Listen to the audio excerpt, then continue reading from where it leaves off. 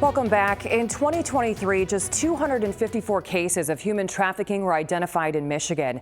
That's according to the National Human Trafficking Hotline, which also found that the vast majority of cases took place at someone's home. And tonight, we talked to a survivor who turned the trauma of her childhood into a mission to help others.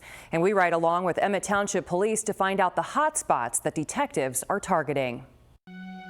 Oftentimes it's unreported. It can happen anytime, anywhere. We had a tip that there was a young female out here with an older gentleman. Emmett Township Detective Sergeant Richard Mackey is part of a joint task force in Calhoun County tracking down human traffickers at truck stops and motels.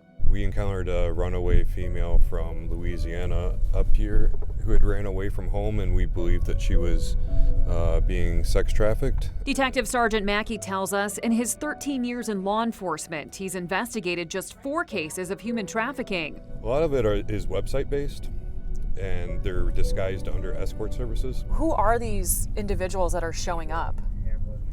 They're the guy next door many times that you would never suspect. Detective Sergeant Mackey says that most often people are trafficked not by a stranger, but by someone they trust. Who's got case study 2? A scenario Battle Creek resident Robin Bowles says happened to her at the age of 14 after being admitted to a local hospital for a severe illness. While I was in the hospital, one of my care providers was also had interest in building a relationship with me, and I was just a minor. So a medical professional who was there to help you with your pneumonia became a predator? Yes, absolutely. Robin says the abuse was also happening at home. Bottom apartment right underneath the balcony. She shows us her childhood apartment in Battle Creek where she once lived with her mother and her boyfriend. And oftentimes I would get locked out of the apartment. I do believe my mom was also a victim of trafficking of some sort. Robin takes us to another location where she says her mother's boyfriend abducted her and forced her to live in a small locked room. He would often make me sleep in the bathtub. He would urinate on me. I had to do special favors to get privileges and my basic needs met.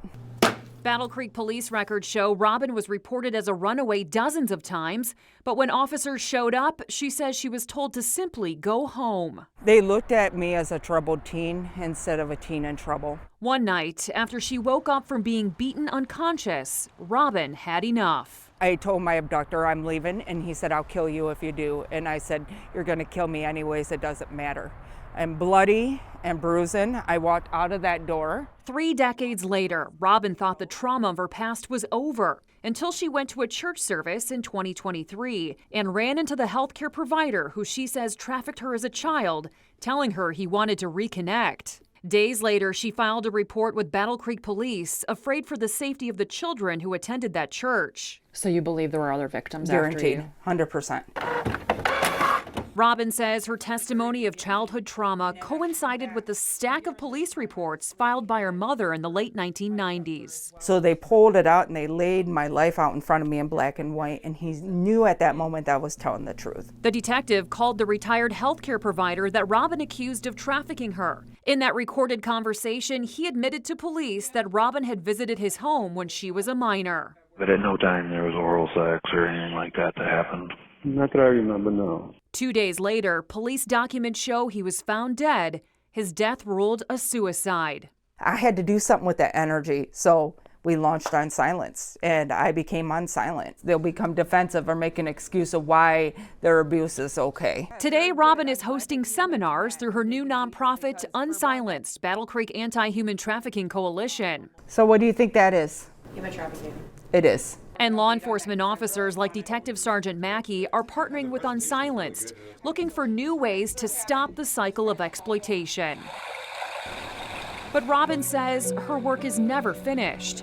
She takes us for a walk along Linear Trail in Battle Creek, where she says decades ago she was forced to exchange sexual favors for food. So 35 years ago, this was a trail of despair. Yeah. Today, obviously, you're on a new path. Yeah, absolutely. And how does that make you feel coming back to this location? Very empowered to be able to stand and reflect back on it and know that I had such strength and willpower. I wouldn't be here doing what I do without God. And if you or someone you know is a survivor of human trafficking, call the 24/7 confidential hotline. That number is 1-888-373-7888.